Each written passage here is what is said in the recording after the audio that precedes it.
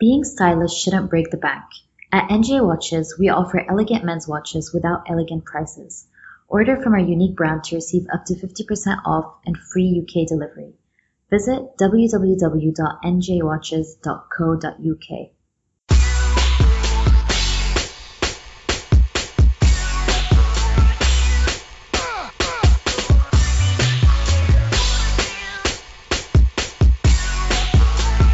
Hello and welcome to the Gooner Ramble podcast. I'm your host Giles, and joining me tonight are Akhil at 10. Akhil, how you doing, mate? You alright? Yeah, very well. Excited for the North London derby.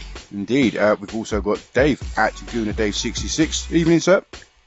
Evening, Giles. Evening, everyone. Alright, and also we've got at _ Phil Costa. How you doing, Phil? You alright? Yeah, not too bad, mate. Good to have you back. Right, let's kick it off.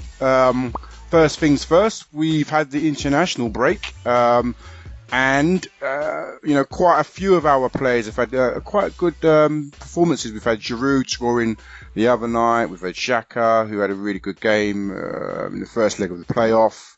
Ozil again for Germany against France. Iwobi scored 2 against Argentina. Lacazette got 2 against Germany. I think Eddie Nketiah, the young kid, has been putting up trees with the youngsters. It's been quite a good international break for our players that have been involved in those games.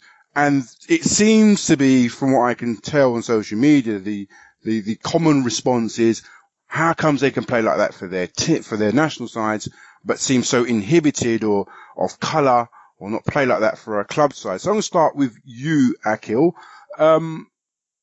What would you say to that? I mean, what would be your response to that? Yeah, I mean, just to add there as well, I don't think there's any injuries either, which is, I think, is kind of the key point. Yeah, I mean, it helped. I think what I liked about this international break just generally was that I don't think there was an Arsenal player that played both games. Ozil, I think maybe was the only one actually, because he played at Wembley as well, didn't he? But to be fair, he probably needs the games. But we had Ramsey obviously sent home, to focus on the derby.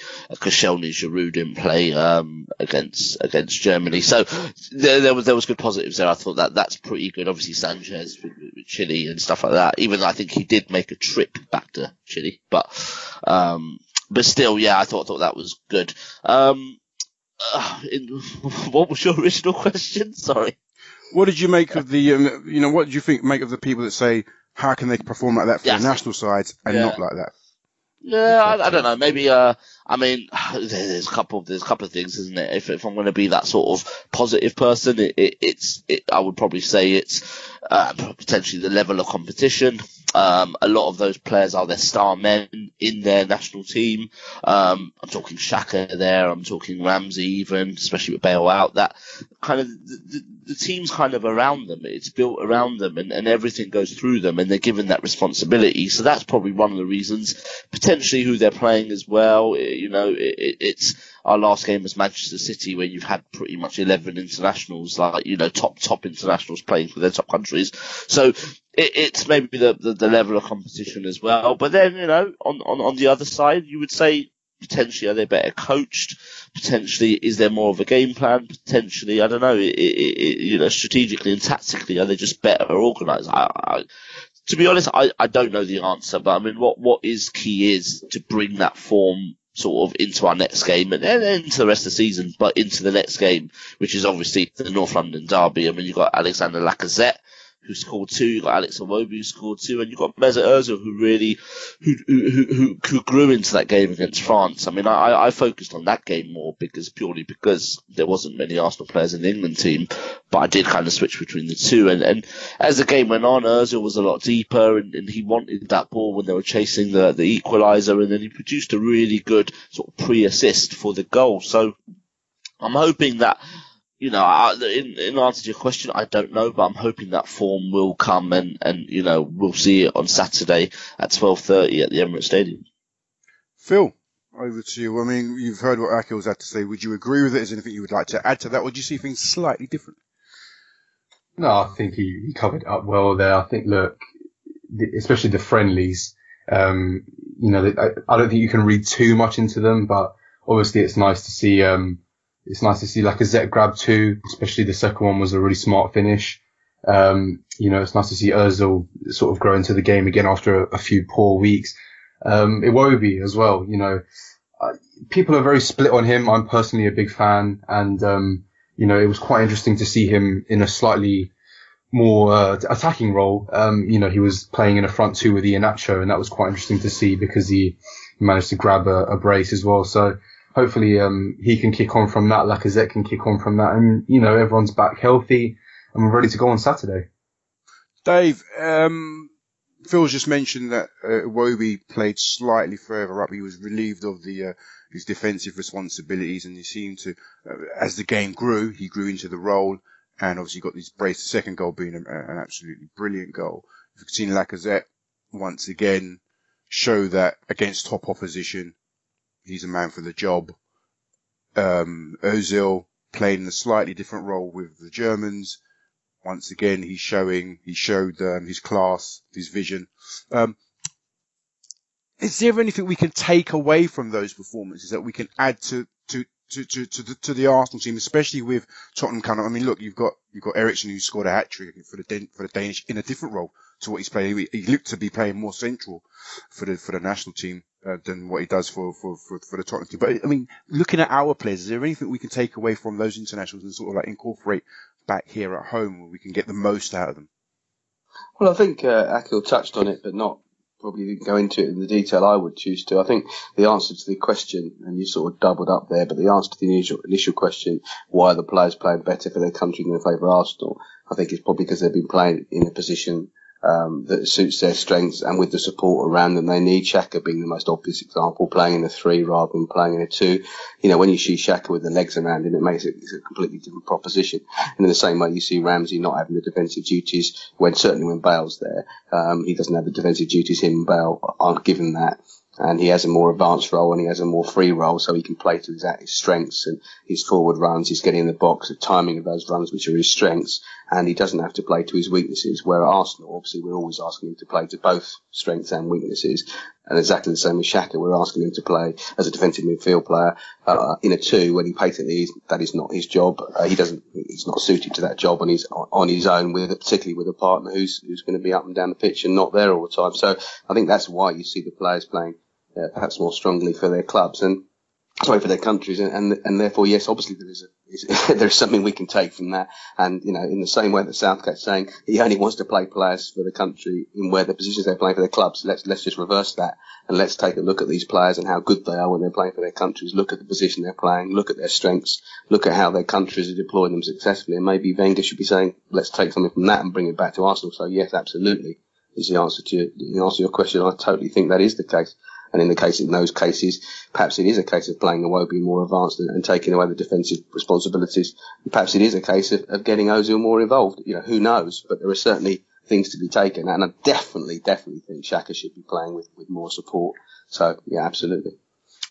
Okay, moving on swiftly. Wenger, I mean, this has been quite a tried and tired subject. I know Akhil, for one, is pretty tired of talking about this subject, but we've all seen or heard about Wenger's interview in beIN Sports, and he was saying basically that his position isn't up for review or whatever, but he will discuss things at the end of the season. And he then went on to mention that he could look towards going into international management or into a directorial role, and all this sort of said to me, here's a man that is addicted to football. He has an illness. Yeah, I mean, like people. Oh, we've all got that then. Yeah, but I mean, the people have gambling illnesses and all kinds of illnesses. And this is a guy that can't get. He said he'll always be in football to the day he dies.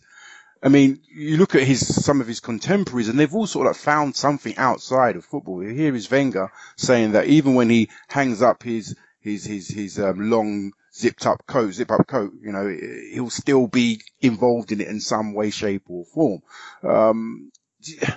It's very hard. It seems very hard for him to sort of obviously it's very hard for him to relinquish, his what he loves doing the most. But I mean, this is I suppose it's the pointless question I'm going to ask you anyway. When will the time come? When will that time come? That moment come when he says, or somebody says to him, Arsene, you've run your course here. I mean, how long do we have to wait? Dave, I'll come to you. Oh, thanks. Poison chalice. I think you all know that I've always thought and hoped, out of respect for the man, that he would make the decision himself. But I think that time's been and gone. That time was possibly in 2014. Ideally, I would have thought that at the end of the last contract, certainly. So those two opportunities where he could have walked away, head held high, have gone. I'm not sure whether he's going to get that opportunity again. That sounds very pessimistic, but I can't see us turning anything around in the next 18 months. I'm not sure any of us can see that. So, I hope this is the last contract. Let me ask you. I don't want to see him sacked. Yeah. But I don't think. Let me put you another. Let me put you another way. As age catches up with him, and it catches up with all of us, the day-to-day goings on of running a football team, especially the other facets of the club that he does run, it's going to catch up on him. Whereas with international management, you don't have that intensity, do you? You've got like maybe a 2-3 week period where you've got a week to train with the guys, and then obviously the match days and whatnot. So there's less intensity. Do you think at some point health will tell him, look, you just can't manage this anymore? Well, it may well do, but I think international football has become increasingly more tactical, and less about picking the 11 best players, at your disposal from a country, which should be easy to do, and putting them on a pitch. It's not that easy, and we're seeing a lot of very, very successful nations doing it without the best players. We've had fantastic players for the last 20 years in England. The golden generation have done nothing. And that tells us that you need the right manager to get the best out of those players. And when you've got a manager who can't get the best out of his players that he's coaching week in, week out on more than the odd occasion, then why on earth would he be able to succeed as an international manager? No, I refute that completely. I'd be stunned if he succeeded as an international manager, although I wouldn't be stunned if he was offered the opportunity. Phil, what do you think? I mean, it's a difficult one. He was talking about it earlier on or yesterday to be in sports that international football might be an option for him after his time at Arsenal comes to a close. I'm not sure. I think part of what he loves so much about being a manager is that everyday, the daily aspect to it. And maybe for France, I could see him maybe, taking on a role there. But I know Deschamps has recently just extend his contract. Beyond that, I don't really see any obvious fit for him. England, Japan, I suppose. Yeah, Japan, they're quite strong at the moment. So, I mean, look, it's always a difficult one when Wenger always keeps his cards close to his chest. Yeah, I can't see it personally. I think the sort of the draw of management is that everyday involvement, and the fact that you don't get it with international football just probably won't appeal to him. Okay, coolio. Sticking with you, Phil. Go on. Just to add in there from your earlier thing that obviously those quotes he was asked about the reviewing his position every season, that obviously came from the AGM. And what he actually said was that he I think he reviews performance rather than his own position. The words were performance, at the end of the year with his board. And I think he later on in the AGM speech went on to say that, and that won't ever change because that is how it should work, sort of thing. So I don't think at all he ever hinted that it's, I'll decide at the end of the year whether to go on or not. I think, he obviously in that interview he said about contracts and respect to them, and we know he wants to always respect contracts as well, or at least he says he does. So I was quite surprised when I saw those kind of quotes yesterday because I thought it was quite clear to me at the AGM what he meant. And I suppose if you take what he said at the AGM to be true, I mean, you do that every year. You do review, don't you? You do take stock of what's happened, and then obviously you use that as a sort of a template to go on for the next season. So it's nothing untoward what he was saying. But yeah, maybe I think he also mentioned that he could decide to leave before the end of his contract. I think he mentioned that as well in the interview. I'm not sure, but I suppose we'll wait and see. before we move on to the North London derby, I wanted to ask Phil about silly season. It's come early this year, and two names that have come up are a goalkeeper called Kepa. I can't pronounce his surname, but he plays for Athletic Bilbao. He's coming towards the end of his contract. There is a 20 million release clause on him, but we could get him for, I think, ourselves and Real Madrid or Barcelona might be in for. Do you know anything about him, Phil? A keeper called There's no competition there then, is there? I mean, he's only really come into the first team picture recently. But he's, on the whole, he's done quite well. I mean, he was quite nervy at the start, but that's to be expected, as a young keeper coming in. And, Athletic are a big club, with lots of history and tradition there. So there's bound to be some pressure there, but he's not, the way to describe him, he's a bit like David De Gea. He's not overly tall. He's not strong, but he's got cat-like reflexes, especially from close range. And what I like about him is he always tries to catch the ball instead of parrying it. And I think that's been a problem for Arsenal in the past, especially with Petr Cech. I think he parries the ball quite poorly sometimes. And I think he's only about 6'2", but his aerial presence in the box is really strong. So look, I think it's no secret that we need to sort of address this goalkeeping position, especially after selling Szczesny. And Ospina's probably out the door come the summer. Names like Jack Butland have been banded around and Pickford, but they're likely going to cost a bomb anyway. So I think I'm not sure how much truth there is in this link, but, it seems fairly sensible on a free transfer, and he's at a right age, 23 to come in and give, 10, 15 years to this club if it happens. So, it's definitely a feasible one, and I think he's a big talent. So. Cool. All right. So the one that's been on everyone's lips is Nabil Fekir. Now, people have said the Daily Star article should be taken with a grain of salt, but the writer David Woods does have history with Arsenal. He was quite close to Peter Hillwood, always used to get scoops and stories from the Hillwood clan. So it makes me wonder, is there anything to it? I did ask a couple of people that follow Leon, and they've said to me that the quotes from his father were rehashed from 2 years ago. But what do you know about this, Phil? What have you managed to dig up on this one?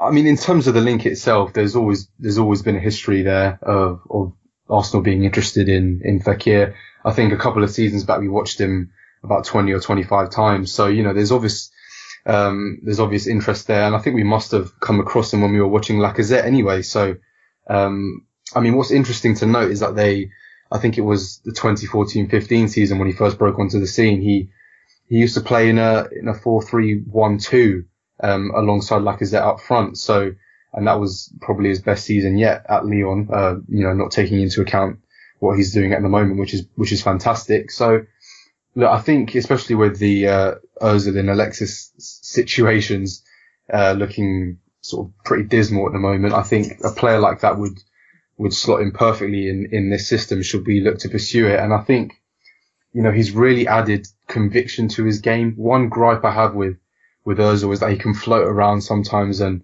a lot of his good work off the ball goes unnoticed, which sort of leads him to fade in and out of games. But Fekir is always present on the pitch. He's got a decent size considering he's only about 5'9". He's strong on the ball. He's a dribbler. And, when in front of goal, he's always got conviction in his end product. And I think that we could use a skill like that. 60 million, you think that, if reports are true, do you think 60 million would be enough to entice? I mean, considering we're talking about dealing with Olas, who's, for me, he's a bastard to deal with. Well, I think we all saw that with the Lacazette move beforehand. He was running his mouth in the press. Look, I think 60 million is a lot of money, but will it be a lot of money next summer? I'm not sure. I think there's always concerns coming off a big injury. He's had an ACL, and it took him a while to kick on from there, which is nothing out of the ordinary.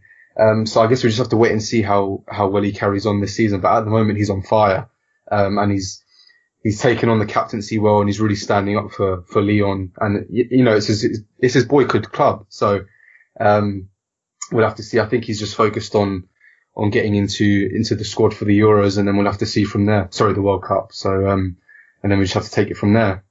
lefty playing on the right and Lacazette's big mate. Maybe it will happen. Let's see. Okay, so let's talk about the North London derby, Dave. We've won 5 of 5 at home. Performance-wise, could be iffy, but results-wise, can't ask for any more. However, Harry Kane has scored, I think, 6 in 5 against us. So we'll kind of balances out. They've had Ali, Kane, and I think the youngster Harry Winks rested, wrapped in cotton wool for this occasion. Our boys have gone off, but we've come back, as Akhil said, without a scare so far, touch wood. They're coming off, I can't remember what they're, I think they won, didn't they, against Crystal Palace, unconvincing, but they did get the Real Madrid victory the week before that. We're coming off a 3-1 defeat at Man City. Are our scars healed from that occasion? You're Are right we there, mate. Are we healed? Are the scars healed? What are you thinking as you're writing your blog tomorrow morning or Friday morning straight for the press, Dave? What are you thinking? That is the longest question you've ever asked me. And it only had about 6 words in it. I forgot what the question was. Oh, well, the first thing to say is form is irrelevant. Let's just try and pin our hopes to that one. It's a North London derby, and form is irrelevant. No, I mean, of course they're the informed side, and it's not a case of we can't match them. I have written something, not for myself actually, for Gunner blog, for something he's doing, but it is a case of our best 11 against their best 11. I think on any given day, I would take our chances. Problem is, it's not a case of individual talent. We've got individual talent, and I think lack of organisation. They've got individual talent and fantastic organisation. They play with discipline. They play with coordination. Each player knows exactly what each player's got to do and what the player next to him's got to do. They play in partnerships all over the pitch. They absolutely have everything that Arsenal don't have right now. But we all know on any given day, Arsenal will throw in a performance that suggests to everyone they can do it.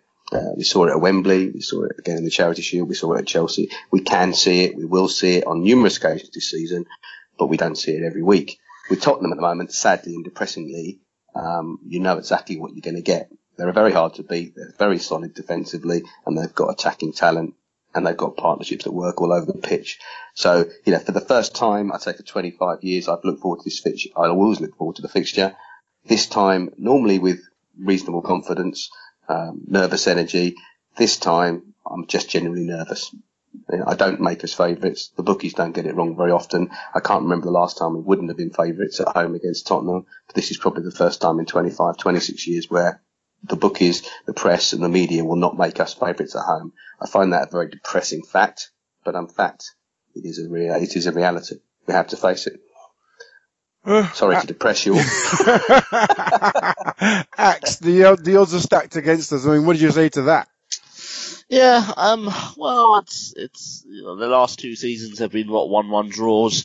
What have they beaten us once at home in the last last 20 years or so? Once at home. Kieran Gibbs' goal totally against the run of play. They backed. Yeah, but they've only beaten us once. It's you know what, this game always intrigues me, to be honest.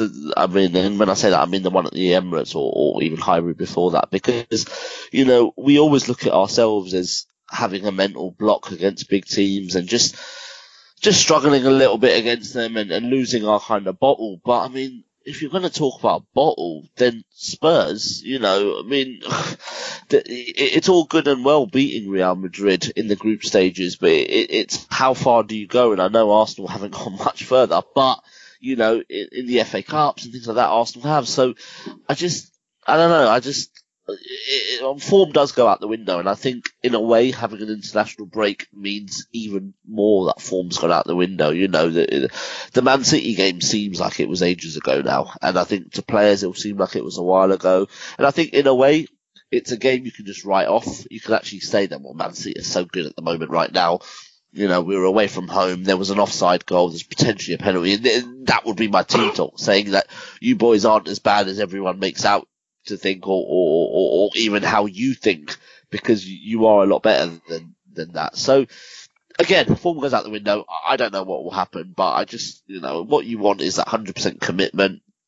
it was ironic that last week we were talking. Well, we were obviously at the 89 stuff and all that, and Lee Dixon, either in the film or potentially when he was talking to us, said that when he first joined, people used to literally put him against the kind of wall and say, it's a North London derby today. You're gonna try even harder than you normally try. Do you understand, Northerner?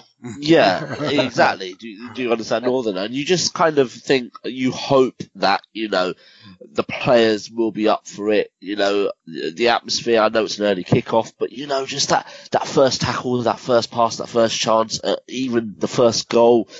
And it can be a good day. I mean, Spurs, have been good in patches, but they've struggled as well. Okay, mostly at home. But it's a North London derby, so hopefully mentally they'll suffer a bit. It's been 7 league games since we beat them. Yeah, it's been a while, hasn't it? It's been a while. That Thomas Rosicky go over at the Lane. I mean, you wouldn't have thought that. I mean. Phil, over to you. How do you see the two sides setting up? I mean, what are Tottenham's strengths? We know what our strengths and weaknesses are, but what are Tottenham's strengths and weaknesses? I think Dave summed it up pretty perfectly earlier. They're, Pochettino has them organised. They're a very strong side. I don't particularly rate Eric Dyer, but he does a job. Their back three is excellent. I know Alderweireld's probably going to be out. But they just know what they're doing all the time. And, we don't have that sort of symmetry within the side. We don't have that organisation. We don't have the structure. And I just think we need to try and nullify them as much as possible in midfield. I think midfield is the key. Obviously, Harry Kane's always going to be a danger. They've got Eriksen on top form. Dele Alli's always, ghosting into the box looking for those scraps. But I think midfield is the key. And Dave said it. We did it at Stamford Bridge. Xhaka and Ramsey that day were brilliant. And it's just about whether we can really play toe to toe with them and give 100% because they definitely will. If you can't get yourself up for a game like this, particularly at home, then what's the point? You might as well just suck it in here. So I'm hoping that we can pull something out of the bag, but I'm not overly, positive about the day. Dave, do you think Giles, something, sorry to interrupt. Something you mentioned earlier just occurred to me about the players that were rested from the international break. Obviously, everyone's talking about Kane and Ali. Harry Winks was the third player you mentioned, and I don't see the Harry Winks excitement personally, and I absolutely hope that Harry Winks is rested and plays because the last season, the player that dominated Arsenal and won the game for Tottenham was Dembele. He's not been selected at the moment. Now, if I was managing Tottenham, I would be putting his name on the team sheet. I don't think they will. I think Winks will play. And I think that's a good thing for Arsenal. That is one thing I would, because he's young. He's probably not played in a North London derby in the league. I could be corrected on that. I don't think he will have done. He might have come on as a sub, but he won't have started a game of this intensity in the North London derby off the back of a small injury. So I sort of hope they do throw Harry Winks in because that is someone I think we can get about. As Phil said, we need to win the midfield battles. I'd be more confident as winning the midfield battles against Harry Winks than against Moussa Dembele. Well, it's interesting because I was going to say to you, Dave, last in corresponding fixture they had Dembele and Wanyama, which they're really strong, very physical, as well as being able to carry the ball, forward. This season, I think Wanyama's not been playing that much. He might be injured. I could be wrong.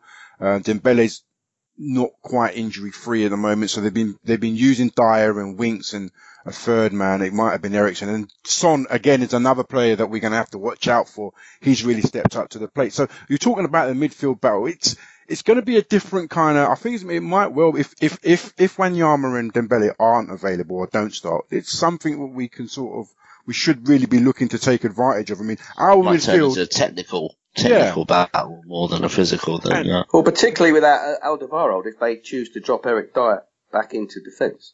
Is Alderweireld to make up the three? He's out injured, isn't he? Right. Okay. So he pulled up against Real Madrid. Pulled a hamstring against Real Madrid. So he won't be back. I don't know whether they'll go to a back four in that instance, or whether the Wimmer was the guy who would have stepped in last year, but he's gone on loan somewhere. Hasn't they got Davinson Sanchez now, haven't they? Yeah, you've got Sanchez, you've got Vertonghen, and it would be Alderweireld. So who's their who's their stand-in fourth centre back? I don't know. Well, it could be a case of maybe. Any ideas, anyone? Dyer might just play. Actually, it could be Ben. It could be Ben Davies. Actually, It will be Dyer. I think it's going to be Dyer. I think it'll be Dyer. Yeah. Well, that's good then. That's good. Yeah, I agree. Going to be light in midfield. I agree. But they could play Ben Davies because now they've got Danny Rose back. Ben Davies plays left of the three for Wales, doesn't he? Yeah, could move inside. In the Euros, he played left of the three for Wales.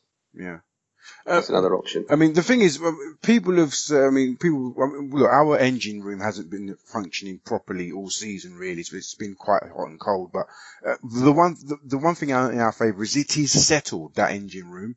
They know, especially in big games, but the Man City game aside, the last league game, they've actually functioned really well. I mean, the results of that engine room have borne fruit. The semi-final against Man City, the final against Chelsea, the Charity Shield, the game against Chelsea at the Bridge. They should know their roles now. And Tottenham won't present as difficult a task as Man City in terms of technical prowess. Would you say, Akhil? Yeah, I mean, that is true. I mean, the one difference is we are at home here. And our home performances to big teams have been very different to our away performances. I mean, last season, we beat Chelsea, we beat Man United, and I think we drew to City and Spurs. We obviously lost to Liverpool on the opening day. So generally, our home form has been pretty good. The engine room is steady and it is kind of settled with Ramsey and Xhaka.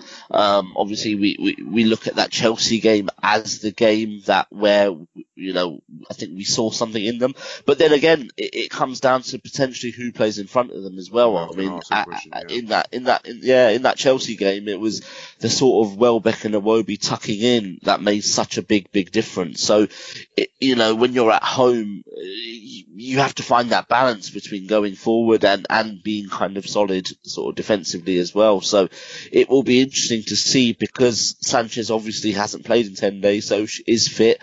Ozil played 2 games, but started to look quite sharp. Iwobi obviously looked sharp, and we know the boss likes him.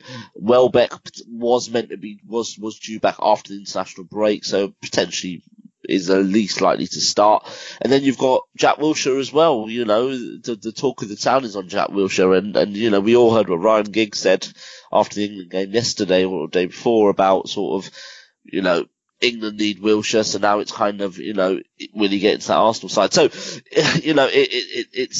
I think it will be tempting. If you're ever going to play Wilshere, it's going to be pretty tempting to play him in a North London derby when, you want that sort of heart and commitment. And if that central midfield is going to be a slightly more technical and slightly less physical, then potentially, there's a role there for him. But it's really tough to know. But I mean, the positive there is we do have options. So, you would expect a strong team and a strong bench. Phil, Akhil's touched on the players that are available or could be available. Who do you see as the support act up front? Who's your front three, let's say?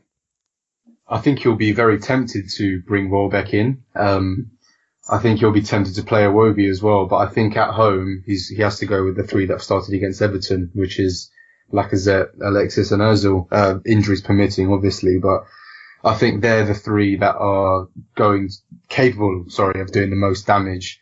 I mean, Welbeck's brilliant out on that left, but he doesn't really provide much cutting edge, whereas Alexis, put him in front of goal, he's going to score, or he will assist somebody. He's got that in product. Iwobi, the same. He's got, a nice touch. He can welcome the ball in tight areas, but he doesn't really have that killer through ball that Ozil has, for example. So, I can understand the arguments for both of those guys. They played really well at Chelsea, but I think at home, we have to go for it and we have to prove a few people wrong. So I don't see why he shouldn't play Ozil and Lacazette and Sanchez. Dave, you've wanted Jack back in the team. Is this the occasion to bring him back? And if you do, where would you play him? Well, I wrote about it on Monday. I mean, one of the most interesting things for me in the international break, was watching England's new formation. It's a formation I'd love to see us try. I think Arsenal's squad is crying out to play that formation. This would be a game to do it. I'd love to see extra legs in midfield. Generally in big games, I'd like to see us try the sort of the 3-5-2. So we've got support for Lacazette. I don't think it'll happen this weekend. I absolutely do think it will happen this season. I do think we'll see that formation for Arsenal this season. We've seen Chelsea flip to it in big games. I think Arsenal will do it. So I would love to see Ramsey, Xhaka and Wilshere play with wing backs and two strikers. I don't think it's going to happen this weekend, but I do think it will happen. I think Wilshere will definitely play this weekend in some capacity. I don't think he'll start the game. I think Phil's probably right. I don't want him to be right, but I think he is right. I've just got a real down on Alexis at the moment. I mean, the attitude against Man City, everything about the whole game stank for me. And the chemistry, or complete lack of chemistry, almost antipathy between him and Ramsey is palpable. And it's not healthy. So, Ramsey's the person who's likely to be part of our future. Alexis is not part of our future. And I'm pretty much at the point where I don't care how good he is. I'd rather him come off the bench if we needed him. And I wouldn't start him. But I think Phil's right, we probably will. I think how refreshing actually would it be if we saw that Alexis was on the bench and Jack Wilshere was starting. I think I don't think many people would be very upset. Maybe apart Stadium from would Sanchez. erupt. The stadium would erupt. Really? Well, in a positive way. Yeah. Well, exactly. And that, I think apart from Alexis Sanchez, most people would be quite. I don't know. It would be quite a positive move, and it would just show that, Alexis, we're kind of sick and tired of you now. Like, just sort of bugger off kind of thing in January. But not in this formation. Not in this formation. No. You couldn't have Wilshere and Ozil. They're too similar in that role. I mean, you might have to adapt it slightly, but I just mean in that more general kind of statement type thing, it's a derby, everyone's watching, and it is one of our biggest games of the season, so I don't know. It just would be good to see. You'd have 50,000 people singing Super Jack in unison. It'd be amazing. Yeah. So, who's your starting 11, Phil? Well, I just want to touch on Wilshere there. Mm-hmm. I do think there is a case for him to start in this game, but I don't think he's quite there yet. And in terms of Alexis, I'm indifferent, to be honest, about the whole situation. If he plays, great. If he doesn't, I'm not overly fussed. I'm just bored of both of them now, to be honest. As I think most people are. So, like Akhil said, I think seeing Jack in, maybe a change of system would really, offer something different, because as Arsenal fans, we've seen a lot of the same old stuff recently, and it would be nice just to get that fresh enthusiasm that Jack would bring. So, I don't think he will start. I think there's a case though, and I'd love to see him come on at some point if we're chasing the game or, needing some inspiration, because I think he's the guy to bring it. So, in terms of my starting 11, I think I would go with the team that started against Everton with, maybe Mustafi in for Per, depending on how fit he is. But, unchanged from Everton really, apart from that one centre-back change. Is Koscielny fit?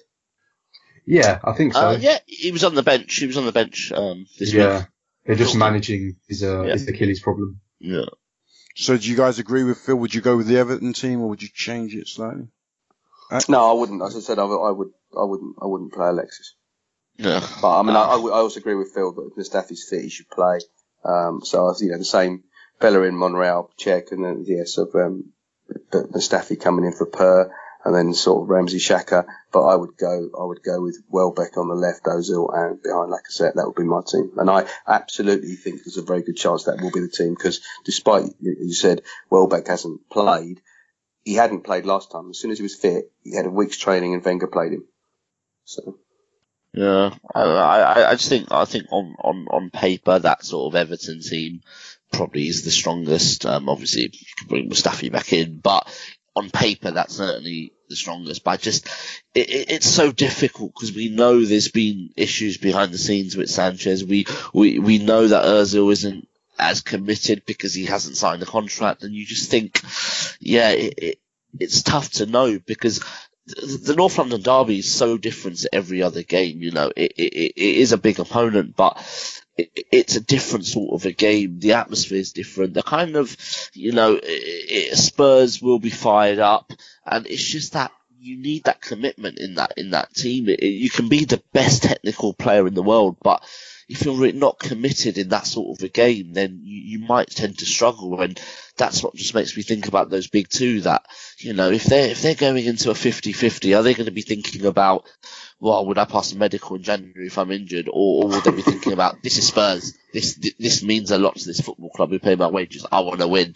And I'm not sure they will. And that's why I really struggle to pick my team. On paper, yes, agree with Phil totally. But, without seeing them train and seeing what they've been like, it's really tough to tell.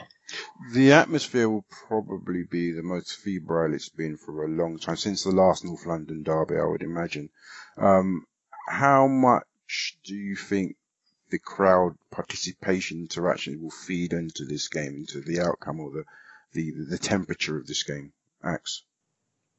The atmosphere is massive. And actually, you know what? I've been looking sort of at the last couple of sort of games against them, and earlier on today, I thought that the first goal is actually huge in this game, isn't it? The first goal, because you know what the Emirates crowd can be like if we go one down. But then actually looking at our last 5 games against Spurs at home, we've often have gone down. We went down on those 5-2, both of those games. We went when the Kieran Gibbs equaliser came season before last, we went down. So actually we have gone down against Spurs, but I don't know, maybe the North London derby, just the fans do stay with you a little bit longer because it is Spurs, and there's a lot about sort of, we don't want to sort of be embarrassed in a way, and I don't know, there's something different about it. But I mean, we saw the first goal and that place would be rocking, and it doesn't matter about the manager, about the big players, about what's happening, it's all about sort of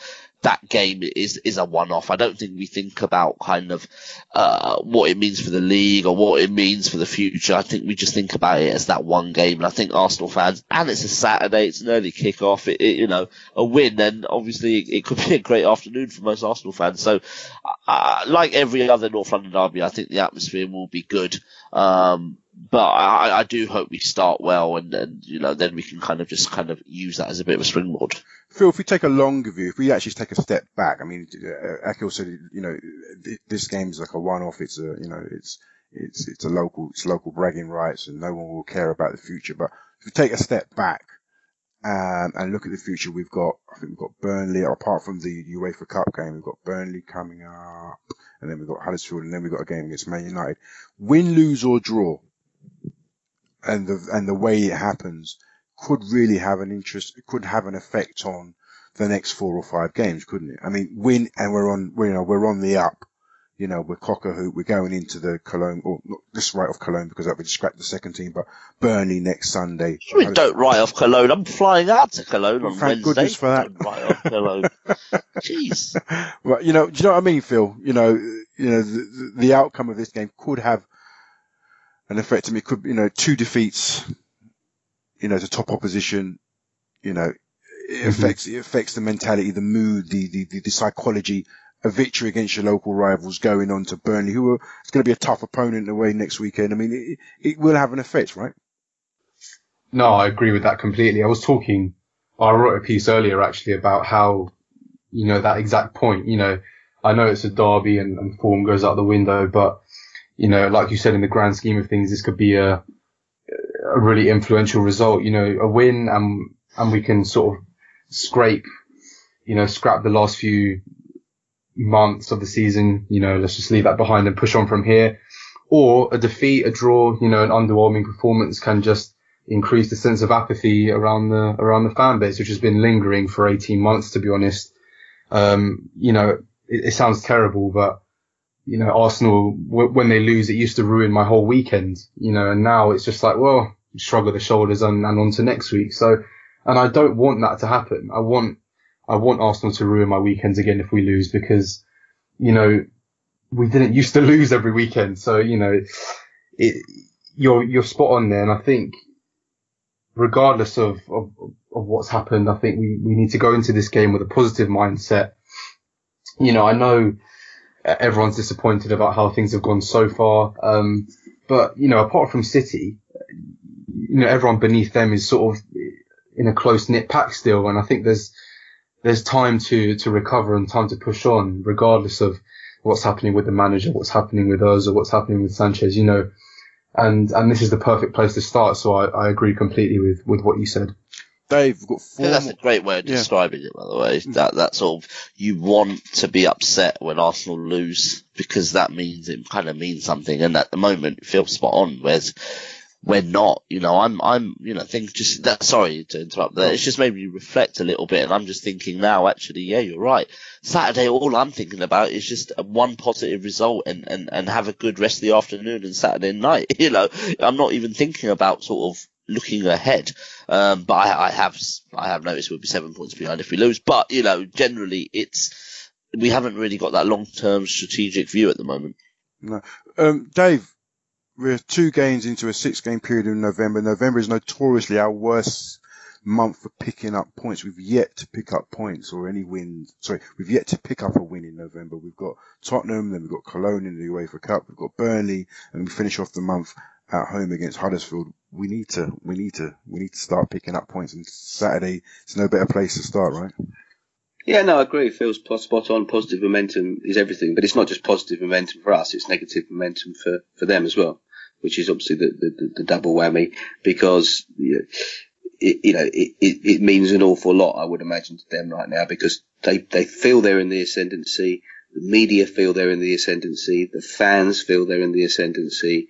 And yet there is no silverware on the table, and there's only a couple of points between the two sides, and yet we're in crisis. So, yes, you know, we're all unhappy, but one positive result will not only change the momentum of our season with 2, on paper, at least, easier games to follow, but also it's gonna sort of put a spanner in the works as far as their momentum's concerned, and it might make the media reflect a little bit on exactly how successful they are. These are all clutching at straws comments, by the way. I hasten to add.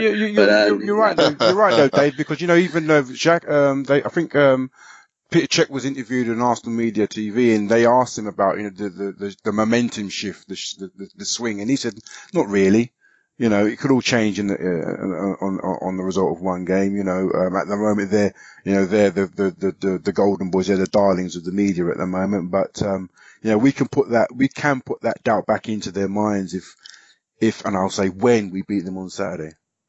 Well, as I've said, player for player, you know, we are better. I still think we have a better squad of players. Our bench is better. We're talking about which of 6 players might play in the 2 behind, you know, because we haven't even included Walcott in that. So, you know, we've got 6 players who could play in those 2 positions, and we could rotate any of those with the striker. And we Giroud. haven't even mentioned Giroud, you know, so we have got ridiculous strength and depth in relationship to our near neighbours.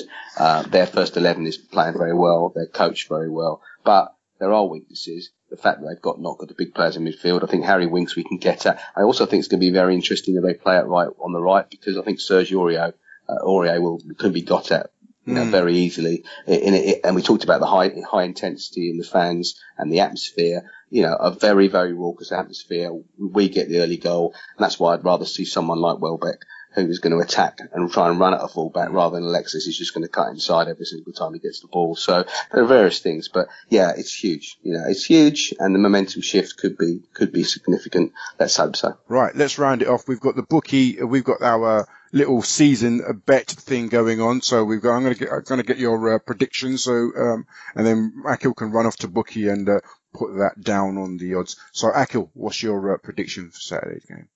I'm going to go for a high scoring game. I'm going to, funny enough, bookie are giving new customers of ours a special with Arsenal to win and both teams to score at a 12-1. That's normally 3-1. So I am going to go with that, and I'm going to stay positive, and I'm going to say 3-2 Arsenal. You've done 3.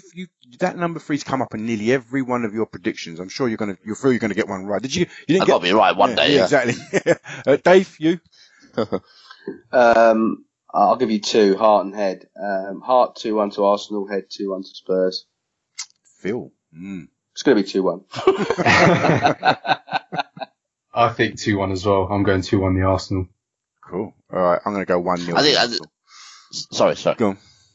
I was going to say, like, 1-1 really sticks to me because it's been like that for 2 years. And I always put a pound on 5-2 as well. You never know. But sorry, what was yours? Mine's is 1-0 Arsenal. Going to be tight, tense. We're going to nick it. The spirit of little Mozart lives on. Indeed it does. All right, so let's bring it to a close. I want to thank my esteemed colleagues at Akhil. Thanks again, mate. Yeah, no problem. Let's just hope the team turn up like we have tonight. Indeed, and Dave also.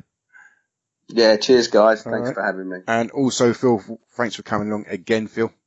No worries. Pleasure to be on. Good stuff. All right, so that's been a Gooner Ramble podcast. I've been your host, Giles. Thanks for listening, and up your Arsenal. Up the Arsenal. Being stylish shouldn't break the bank. At NJ Watches, we offer elegant men's watches without elegant prices. Order from our unique brand to receive up to 50% off and free UK delivery.